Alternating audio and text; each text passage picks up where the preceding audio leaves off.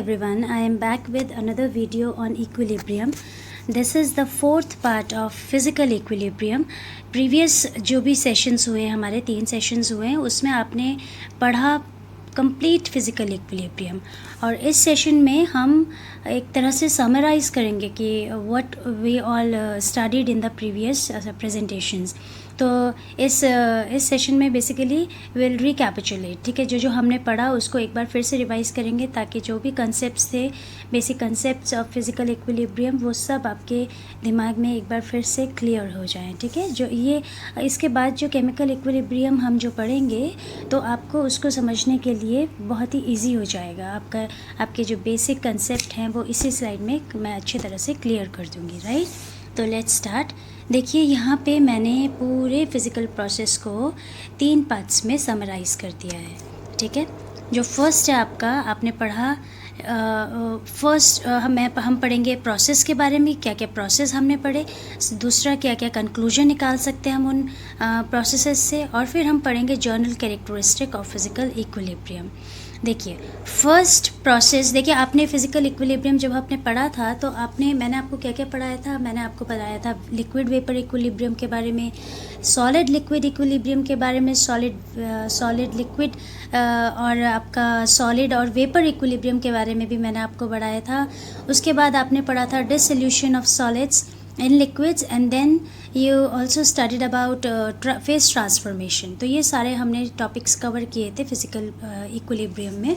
अब देखिए first process हम स्टार्ट करते हैं. हमने पढ़ा था लिक्विड वेपर इक्विलिब्रियम में कि हम किस तरह से जब हम पानी किसी एक वेसल में लेते हैं, उसे गर्म करते हैं और उसको कवर करके रखना है ताकि it becomes a close system. तो वहाँ पे हमने कवर करके रखा. अब जब हम उसे गर्म करते हैं, पानी को हीट प्रोवाइड कराते हैं, तो वो पानी क्या करता है, बॉईल करने लग जाता है. तो और बॉईल करके वो किस में चेंज होता है, the liquid state of water gets converted into its vapour state.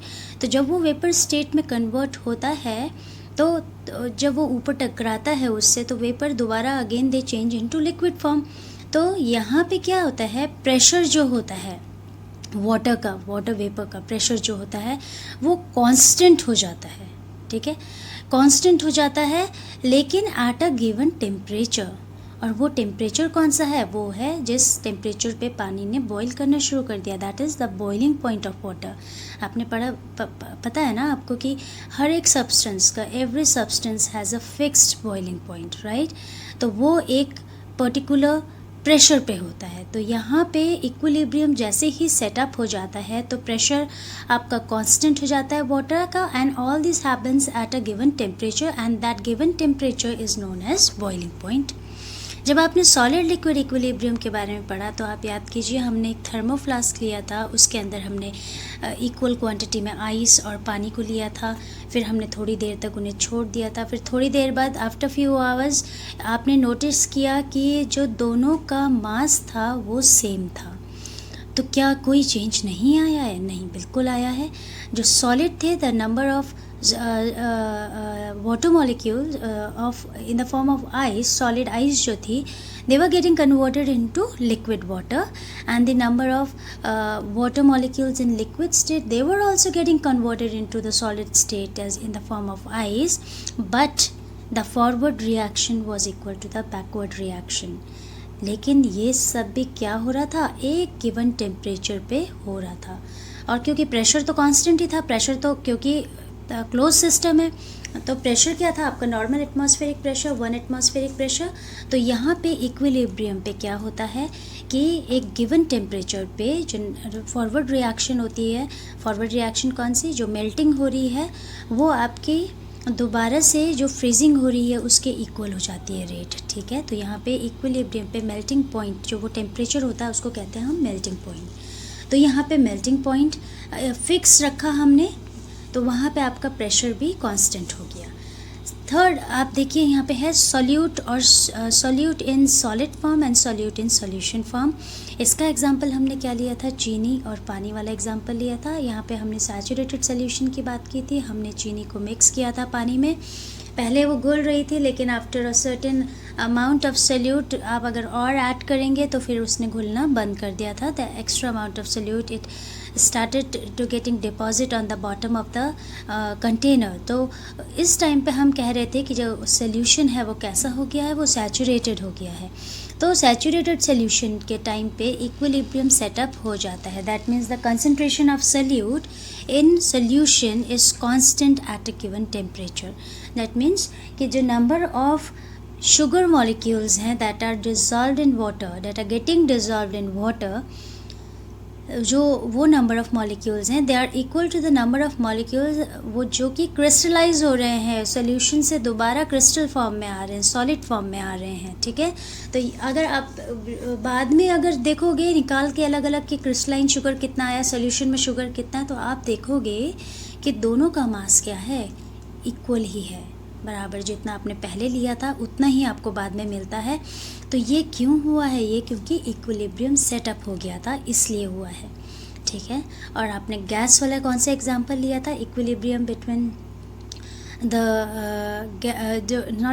Equilibrium during the dissolution of solids और गैसेस इन लिक्विड्स. तो उसका एग्जांपल हमने सोडा बॉटल वाला लिया था. आपने एक बॉटल ली थी, उसके ऊपर आप देखते हो कि एक स्पेस होती है, उस स्पेस में आपका क्या होता है, कार्बन डाइऑक्साइड होती है. जब आप उसका ढक्कन ओपन करते हैं तो the carbon dioxide it escapes out with a fizz sound. तो फिज साउंड क्यों निकलती है, it is because of the carbon dioxide molecules that are rushing out from the bottle.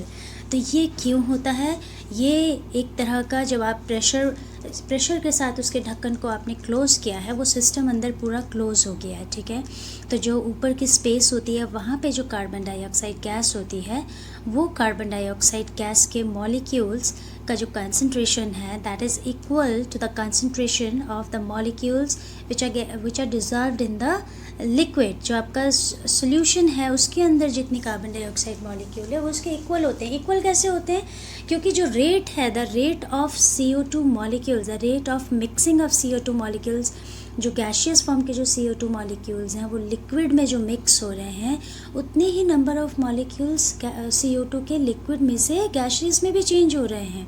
ठीक है, तो वो दोनों जो चेंजेस हो रहे हैं वो एक कांस्टेंट टेम्परेचर पे हो रहा है, राइट.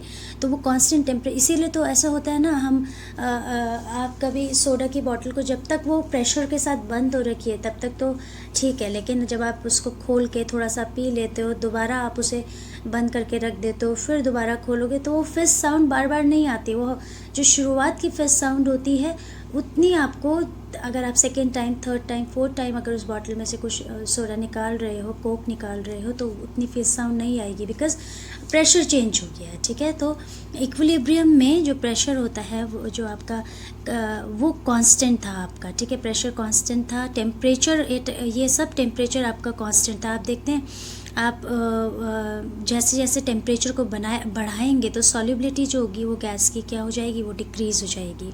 ठीक है, तो यहाँ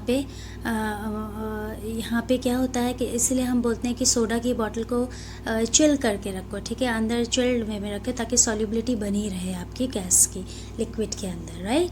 तो ये सब प्रोसेसेस हमने पढ़े थे और इन्हीं के कंक्लूजन के बेसिस पे अब आप आराम से बता सकते हैं कि एक्चुअली में फिज़िकल इक्विलिब्रियम की क्या कैरेक्टरिस्टिक होती है. तो सबसे फॉरमोस्ट थिंग क्या होता है कि equilibrium is possible only in closed system eight a given temperature. सिर्फ और सिर्फ क्लोज सिस्टम में होगा. क्लोज सिस्टम मतलब कि एनर्जी और मैटर का एक्सचेंज नहीं होगा. ठीक है, सिस्टम पूरी तरह से क्लोज होगा. जो अंदर की चीज़ें हैं वो अंदर ही रहेंगी, बाहर की चीज़ें अंदर नहीं आएंगी, अंदर की चीज़ें बाहर नहीं जाएंगी. Second is opposing processes occur at same rate. There is dynamic but stable state. Opposing process मतलब rate of forward reaction and rate of backward reaction.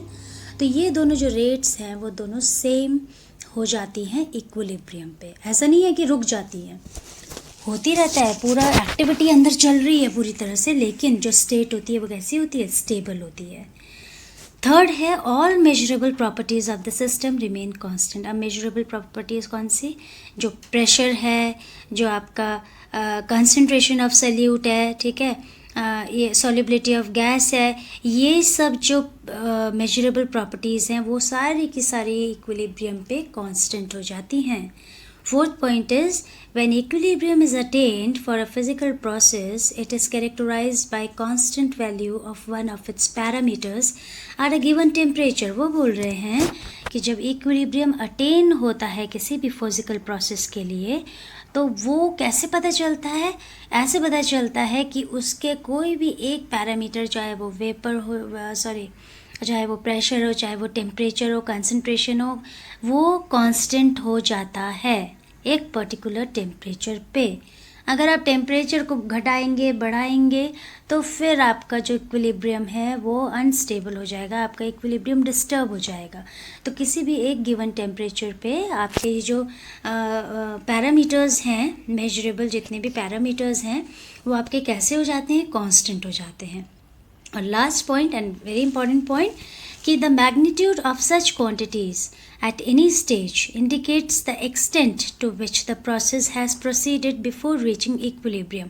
अब इस पॉइंट पे हम इक्विलिब्रियम की बात नहीं कर रहे हैं, हम बात कर रहे हैं कि इक्विलिब्रियम अटेन होने से जस्ट पहले किसी भी स्टेज पे आप अगर मेजर करो, ठीक है, किसी भी क्वांटिटी के मैग्नीट्यूड को आप देखोगे तो उस मैग्नीट्यूड से आपको पता चलेगा कि रिएक्शन कितना एक्सटेंड हुआ है, किस डायरेक्शन में एक्सटेंड हुआ है, कितना एक्सटेंट में रिएक्शन हुई है.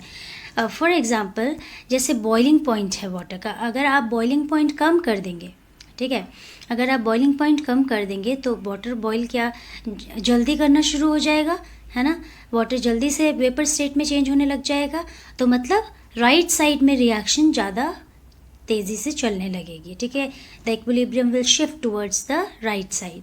तो यही आपको बता रखा है कि इक्विलिब्रियम अटेन होने से पहले जो ये पैरामीटर्स होते हैं, ये जो आपने फोर्थ पॉइंट में पैरामीटर्स पढ़े, ये जो पैरामीटर्स होते हैं उनका मैग्नीट्यूड आपको बताता है कि किस एक्सटेंट तक प्रोसेस पहुंचा है, ठीक है, इक्विलिब्रियम अटेन होने से पहले. और ये सारा हमने क्या पढ़ा? Physical process. नेक्स्ट प्रेजेंटेशन में will start with the chemical equilibria, very important topic of class 11th, and this was all in physical processes. Thank you and have a nice day.